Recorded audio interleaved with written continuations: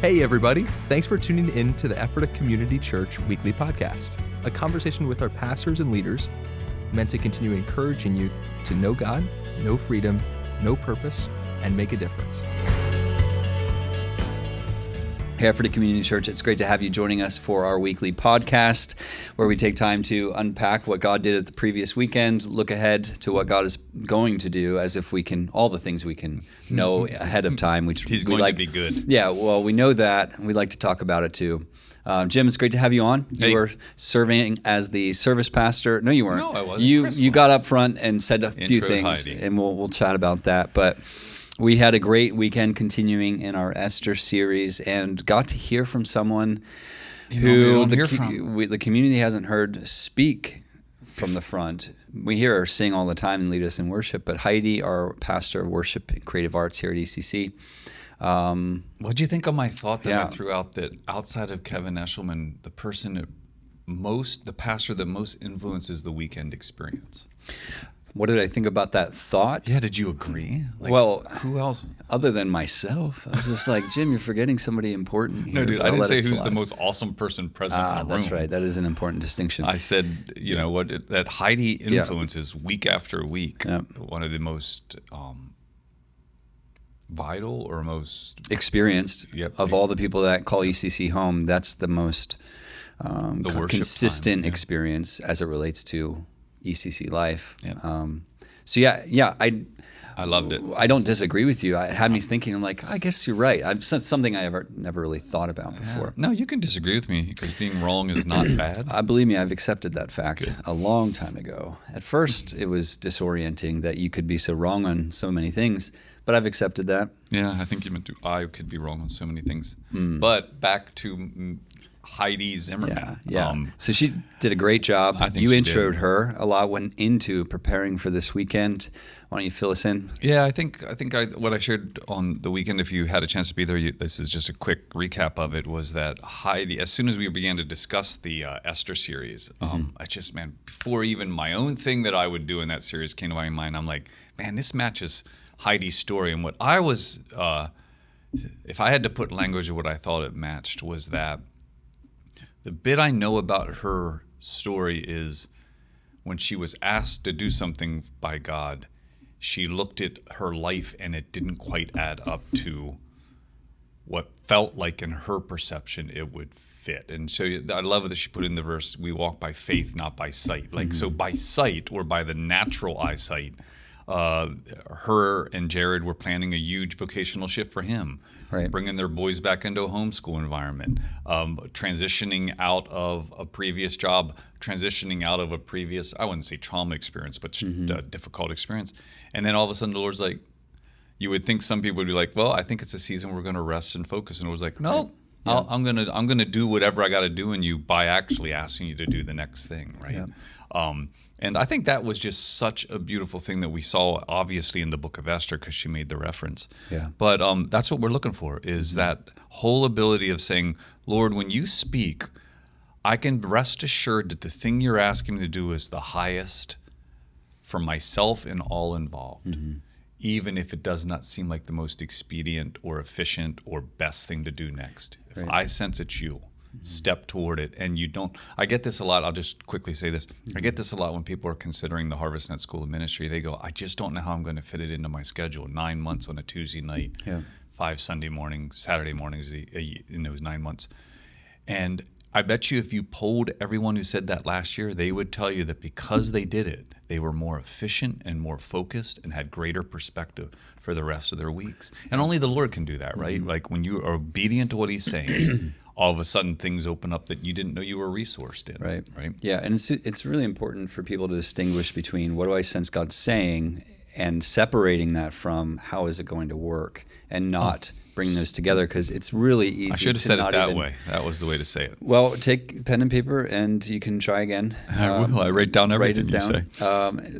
But it would be to say that, like, just be very clear. It's not wrong to take time to consider, how do I make this work? That's not sin. It's not wrong. It's not unbelief or anything. Yeah. I mean, it could become those things, but you understand it's very okay. It can control you, right? But if you're not clear to distinguish between the two, I know God is prompting me to do this. I'm not sure how it's going to work. If you don't distinguish them, then it can become so muddied that you all of a sudden back out of or into the position of, I'm not sure God would say it because it doesn't make sense, and not really understand. Yeah, spot on. So, hey, I want to transition back to you in a second. I want to tell you this. I was in the First Steps room after the service, and I'm tying now into Heidi's message because I had the most number of people visit First Steps I have had in my entire time of being the representative in there. Easily probably 12, maybe even upwards of 15 if I counted. Sure. 2 adult children with their parents anyway, all that to say, there were a significant number of them that said, hey, I came because of the message. That there was that message drew me out of my seat. I've been here 5, 6, 8 weeks already, and I wasn't ever thinking of coming over here, but because of that message, I took the step to come to First Steps. And I mean, it was just so beautiful to say hello to them and welcome them, commend them for that, because God opens up beautiful things. But I'm just mindful that the spirit of taking one step was in that message yesterday. And we didn't plan it that way, but we're moving into the Take One Step season, which you were the primary steward over. So I'd love to chat a little bit about why we even do that, like why we put such emphasis on this. Yeah, well, Heidi's message perfectly plays into the season of time that we're in. We run our discipleship in semesters. August and January are the months where we most gear up for the discipleship semester. We take some time to put some offerings together and encourage people around the belief, like growth is normal. I'm only 37, believing for a moment, if I'm 97 years old and I'm not at home with the Lord yet, he's going to be still conforming me to his likeness at 97 years old. And in order to get there, I have a lot of life to get there before I do. He's not working on me. Sorry. You have a lot of life and a lot of work. Yeah, a lot of work. Is that what I said? No. Oh, that's okay. what I'm like. I was waiting to say, there's a lot of, and I'm like, there's a lot of work. There's a lot of life. I'm like, no, dude, there's a lot of work too. Of conforming. Exactly. To the image of Jesus. So much work to do. And the thing he's going to be working on me then, he's not working on me right now. For me to get there, I have to follow through, of course. So what's the next step? The most important step anybody could take in their relationship with the Lord is the one that God is prompting you to take right now. Trusting as you do that one, he meets you there and he's your shepherd. He's guiding you. Psalm 73 and Psalm 37, it's like verse 21, 22, or 23, somewhere in there. Both reference how God takes hold of our hand. And he takes hold of our hand, and Psalm 73 says, with his counsel he will guide me. Yeah. And so with that in mind, as a church culture, a community, we say, Lord, I invite your counsel, take hold of my hand. Would you guide me? Would you shepherd me into the step you have for me that makes me that helps me to be more like you and leads me into the abundant life and freedom that you have for me to walk in. And saying yes to that step, trusting that it's the most appropriate step, even if it's a small one or a large one. I stole one of your lines over the weekend where I said, hey, it's not just about signing up for something like Thrive Discipleship, 12 weeks, or the ICL, or one of the growth groups. The Lord could be just saying, reach out to your estranged child, right? Yeah. That was something I heard from you a couple of weeks ago, and you said it somewhere. Okay. That particular example? Dude, I make a lot of stuff up. I'm not making that up. I think that's. But I just remember sitting with you that week and going, when you said it, I'm like, man, it makes me happy that our pastor of discipleship knows that all the offerings we put together, all the programming we try to do, they are merely stages on which the Holy Spirit a tool the Holy Spirit might use. Right. But man, sometimes it's as simple as the Spirit looking at you and going, drink more water. Yeah, well, that's a literal testimony right there. Specifically, there's a gentleman. It was our prayer and fasting weekend, or not weekend, 3 weeks of prayer and fasting, and I preached on fasting, and I said the best fast you could do is not one where you're like sacrificial, because God is more happy with your obedience than your sacrifice. And he heard the Lord speak specifically to this particular gentleman. He said, the Lord told me that the only liquid I can drink during this fast is water. I can eat whatever I want, but I can only drink water. And I'm like, tell me more, why that's significant. What a he convenient. Said, yeah, exactly. What a convenient hearing from the Lord. Exactly. Like I'm fasting kale perpetually, like I'm always, like let's go through the list of things. But he said, no, Matt, you don't understand. I haven't had a glass of water by itself in 14 years. I only ever drink Turkey Hill iced tea or Swiss iced tea, whatever it was. Anyway, that was a significant step. Clearly, God spoke to him. He not only did God speak to him, he was excited to take the step. And I can guarantee to take it, watch what the next one is. Exactly. And how it opens up. You should see where he's at now, where he's actively serving on our weekend service. He's connected in one of our men's connect groups. He's great community around him. He's doing so well. And it all started with taking that. Now, that was a significant step of like changing your habit in that regard. Deep habit. Yeah. But that's what happens when God speaks that next step. I don't want anybody to feel pressured to have to do something. If you submit yourself to the Lord to say, God, I trust you to lead me. What is the next step to lead me into the abundant life, John 10:10, that you actually came to bring me into? And it could be come up front for prayer.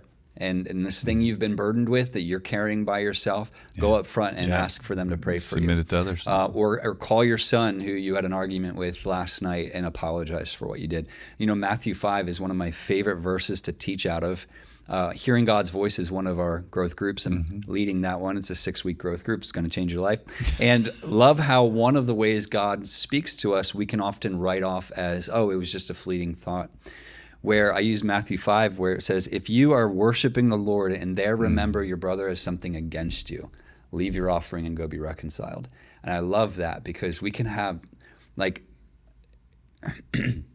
so often we can have thoughts of, I ought to do this, or I'm carrying this relational thing. And he likens it to when you're in the midst of doing your religious duty of offering to the Lord what he's worthy of receiving. But then you remember there's this discrepancy, there's this issue, and it comes in the form of remembering, which we can all relate to. It didn't say, and there God tells you to do a thing. It says, there you remember a thing. Then he says he permissions you, take that offering, just set it down for a moment. It's a greater priority for you to be reconciled in this way. And so just helping people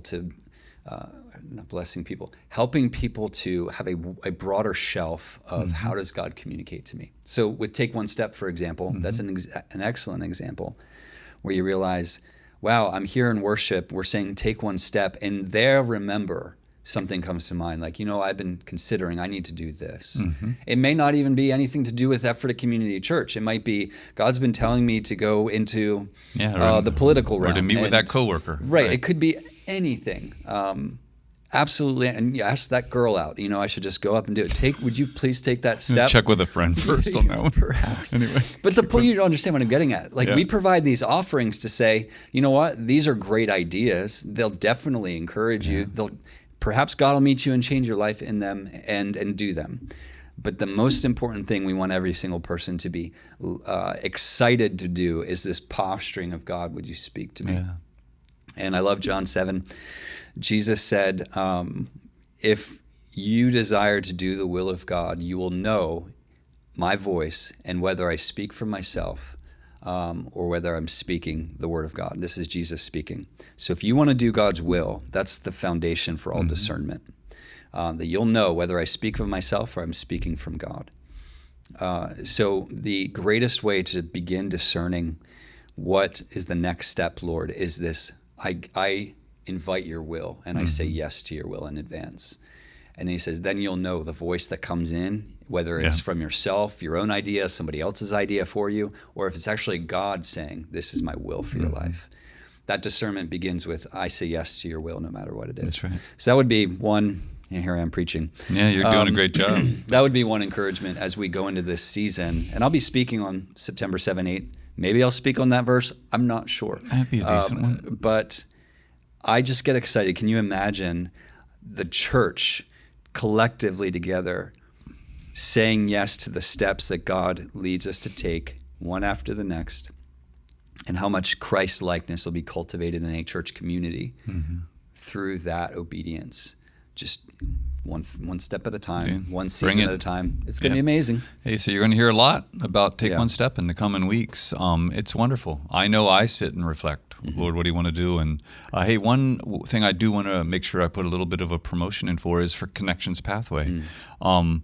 Matt and I kind of joked that 2024, we want it to be the year of just reminding people that there is this 3-hour get-together on the second Saturday morning of the month that is focused on who we are as a people collectively, the values that reinforce that, and ways to get involved and to find your purpose through this community. Matt Soares runs it quite a bit, and I can't recommend enough. If you have not been a part of the latest iteration of Connections Pathway, it is a well-spent 3 hours. I did it myself a couple months back. Really greatly enjoyed it. Reminded me even why I believe in church, doing life together as a community, and the power in that. So we highly encourage you, man, if you know someone in this community, maybe you're part of a Connect group and some people in it haven't quite worked out the Connections Pathway thing, would you encourage them that direction? I think it'd be awesome. It's a great Anything time. else we need to remind them? Hey, John Bevere will be here on September 20th, man. That'll be upon us before you know it. Yeah. I am not sure if there's many seats left, even in the overflow.